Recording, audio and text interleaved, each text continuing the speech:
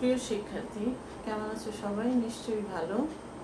একাদশ শ্রেণী ব্যবসায় শিক্ষা 2020-21 শিক্ষাবর্ষ যাদের, তাদের জন্য এই ক্লাসগুলো। প্রথম অধ্যায় থেকে গত পর্বে 3টি ক্লাস আমি নিয়েছি, নিশ্চয়ই তোমরা দেখেছো এবং দেখবে। আচ্ছা, তো আজকে দ্বিতীয় অধ্যায়ের একটি গুরুত্বপূর্ণ অংশ ব্যবসায় পরিবেশ এবং এর উপাদানগুলো নিয়ে আজকে তোমাদের সাথে আলোচনা করব। তো আমরা জানি পরিবেশ হচ্ছে যে কোনো পারিপার্শ্বিক অবস্থা। তাহলে ব্যবসায়িক পরিবেশ কি? ব্যবসায়িক পরিবেশ হচ্ছে যে পারিপার্শ্বিক অবস্থার মধ্য দিয়ে একটি ব্যবসায় গড়ে ওঠে এবং টিকে থাকে। ঠিক আছে, সেটি হচ্ছে ব্যবসায়িক পরিবেশ। আবার অন্যভাবে বলা যায় যে যে সকল পারিপার্শ্বিক উপাদানগুলো একটি ব্যবসায়কে প্রত্যক্ষ পরোক্ষভাবে প্রভাব ফেলে, সেটি হচ্ছে সেই ব্যবসায়ের পরিবেশ। অর্থাৎ যে সকল প্রাকৃতিক এবং অপ্রাকৃতিক উপাদানগুলো ব্যবসায়ের কার্যক্রমকে প্রত্যক্ষ এবং পরোক্ষভাবে প্রভাবিত করে বা প্রভাব বিস্তার করে ব্যবসায়ের উপর, সেটি হচ্ছে ব্যবসায়িক পরিবেশ বা বিজনেস এনভায়রনমেন্ট। তাহলে আমরা বিজনেস এনভায়রনমেন্টের ডেফিনেশনটা জেনে গেলাম যে যে সকল পারিপার্শ্বিক উপাদানগুলো ব্যবসায়িক কার্যক্রমে প্রত্যক্ষ বা পরোক্ষভাবে প্রভাব বিস্তার করে, সেগুলি হচ্ছে সেই ব্যবসায়ের পরিবেশ। তাহলে এই ব্যবসায়িক পরিবেশ কত প্রকার? প্রধানত 2 প্রকার, একটি হচ্ছে প্রাকৃতিক আর একটি হচ্ছে অপ্রাকৃতিক। সেই অপ্রাকৃতিক উপাদানগুলো আবার কয়েক ভাগে বিভক্ত। দেখো, প্রথমে লিখেছি প্রাকৃতিক পরিবেশ, এরপরে আরো কতগুলো আছে। তাহলে প্রাকৃতিক এবং বাকিগুলো হচ্ছে অপ্রাকৃতিক। তাহলে অপ্রাকৃতিক উপাদানগুলো কি কি? সামাজিক পরিবেশ, অর্থনৈতিক পরিবেশ, রাজনৈতিক পরিবেশ, প্রযুক্তিগত পরিবেশ এবং আইনগত পরিবেশ। তাহলে মোট যদি প্রশ্ন করা হয় যে ব্যবসায়িক পরিবেশের উপাদান কয়টি, কি কি, এর সহজ উত্তর হবে ব্যবসায়িক পরিবেশের উপাদান হচ্ছে 6টি। প্রাকৃতিক পরিবেশের উপাদান, সামাজিক পরিবেশের উপাদান, অর্থনৈতিক পরিবেশের উপাদান, রাজনৈতিক পরিবেশের উপাদান, প্রযুক্তিগত পরিবেশের উপাদান এবং আইনগত পরিবেশের উপাদান। আমরা তাহলে ব্যবসায়িক পরিবেশের উপাদান এগুলো জানবো। এখন আমাদের মনে রাখার বিষয় হচ্ছে যে এই যে 6টি উপাদান, এই 6টি উপাদানের মধ্যে কি কি উপাদান রয়েছে, যে ভিন্ন ভিন্ন কি উপাদান রয়েছে যা একটি ব্যবসায়িক কার্যক্রমে প্রভাব বিস্তার করে। তাহলে সেই উপাদানগুলো কি কি? প্রাকৃতিক পরিবেশ উপাদান হচ্ছে ভূপ্রকৃতি, মৃত্তিকা, জলবায়ু, সাগর বা সমুদ্র, নদ নদী, প্রাকৃতিক সম্পদ, দেশের আয়তন, অবস্থান ইত্যাদি। আমার এগুলো বলার কারণ হচ্ছে এই প্রত্যেকটা পয়েন্ট তোমাদেরকে মনে রাখতে হবে, কারণ এই পয়েন্ট ধরে এমসিকিউ প্রশ্ন হয়, সৃজনশীল প্রশ্ন হয়। প্রশ্নের টাইপটা কেমন হয় সেটা পরে বলছি। তাহলে প্রাকৃতিক পরিবেশের উপাদান কি? ভূপ্রকৃতি, মৃত্তিকা, জলবায়ু, সাগর, নদ নদী, দেশের আয়তন, অবস্থান, এই প্রাকৃতিক সম্পদগুলো, বিভিন্ন প্রাকৃতিক সম্পদগুলো, এগুলো হচ্ছে প্রাকৃতিক পরিবেশের উপাদান সমূহ।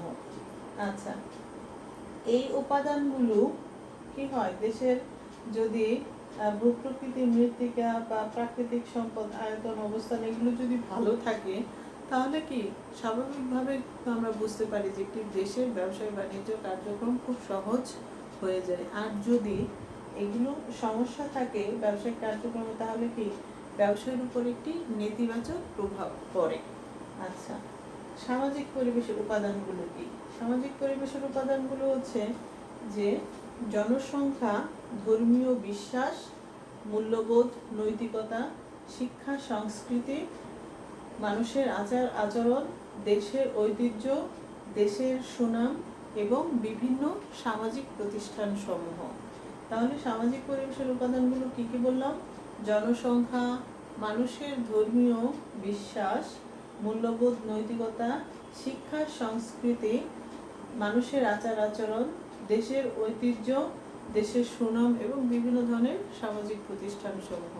তাহলে এই যে প্রত্যেকটা পয়েন্ট, এখান থেকে মনে করো প্রশ্ন করা হলো মূল্যবোধ। মূল্যবোধ এটি ব্যবসার কোন পরিবেশের উপাদান? ঠিক আছে, তাহলে কি আমরা জানলাম সামাজিক পরিবেশের উপাদান। এই কারণেই প্রশ্ন যেহেতু হয়, এই জন্য আমি বারবার বলছি যে পয়েন্টগুলো কিন্তু খুব গুরুত্ব সহকারে মনে রাখতে হবে যে কোন উপাদানটি কোন পরিবেশের। আচ্ছা, এরপরে হচ্ছে অর্থনৈতিক পরিবেশ। অর্থনৈতিক পরিবেশের উপাদান দেখো কি কি আছে। আয়, সঞ্চয়।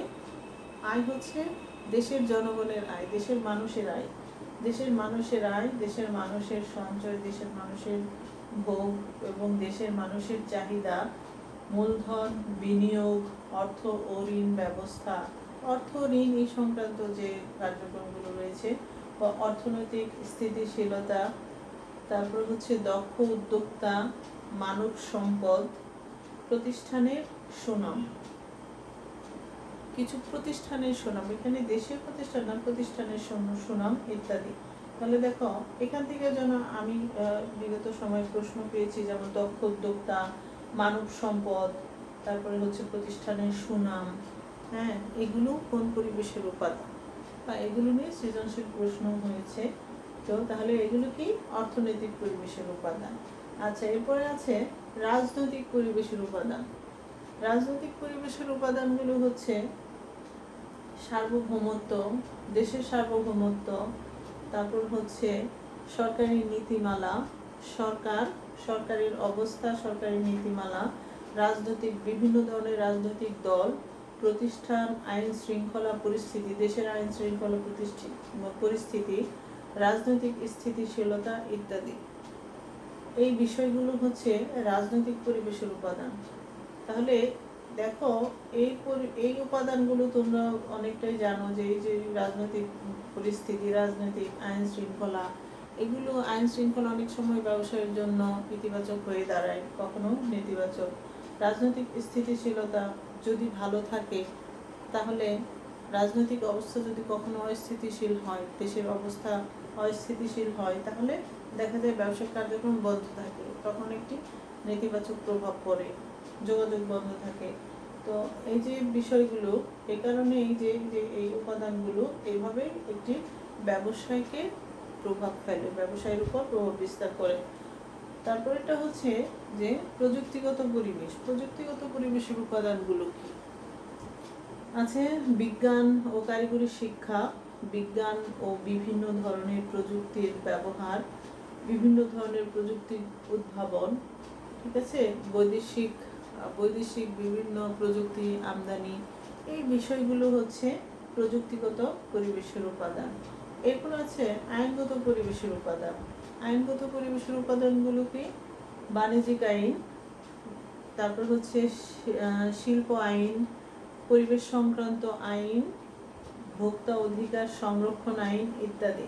খুব গুরুত্বপূর্ণ আইনগত পরিবেশের উপাদানগুলো একটি ব্যবসার জন্য খুবই গুরুত্বপূর্ণ এবং খুব এটি ব্যবসার উপর একটি গুরুত্বপূর্ণ প্রভাব রাখে। যে শিল্প আইন, বাণিজ্যিক আইন, ঠিক আছে, এই আইনগুলো যদি ব্যবসায়ের উপযোগী হয়, তাহলে দেখা যায় ব্যবসা প্রতিষ্ঠানে দেশ অনেক ভালো করে এগিয়ে যায়, অনেক মুনাফা অর্জন করে। আর যদি আইন ব্যবসায়ের পক্ষে না থাকে, তাহলে ব্যবসায় অনেক ক্ষতি হয়ে যায়, দেশের মুনাফা কম হয়। সর্বোপরি দেখা যায় যে মানুষের আয় কমে যায় এবং অন্যান্য দিকে খরচ বেড়ে যায়। আচ্ছা, তাহলে আমরা জানলাম যে একটি ব্যবসায় পরিবেশের 6টি উপাদান রয়েছে। সেই প্রাকৃতিক পরিবেশের আওতাধীন কি কি উপাদান, সামাজিক পরিবেশের আওতাধীন উপাদানগুলো কি কি, অর্থনৈতিক পরিবেশের আওতাধীন কি কি, রাজনৈতিক, প্রযুক্তিগত এবং আইনগত পরিবেশের আওতাধীন কি কি উপাদান রয়েছে। তো সেই উপাদানগুলো প্রত্যেকটা পয়েন্ট আমরা মনে রাখবো। এই পয়েন্ট আকারে এমসিকিউ প্রশ্নই বেশি হয় এবং প্রয়োগের প্রশ্ন হয়, প্রয়োগ এবং এমসিকিউ প্রশ্ন হয়। ব্যবসায়িক পরিবেশ থেকে এক ধরনের প্রশ্ন হয়, সেটা হচ্ছে ব্যবসায়িক পরিবেশ কি অথবা ব্যবসায়িক পরিবেশ বলতে কি বোঝায়, দুটো প্রশ্ন বেশি আসে।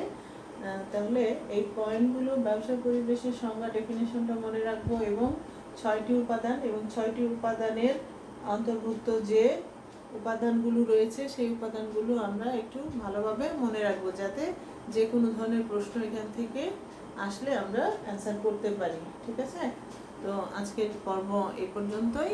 পরবর্তী ক্লাসে আবার দেখা হবে। ধন্যবাদ।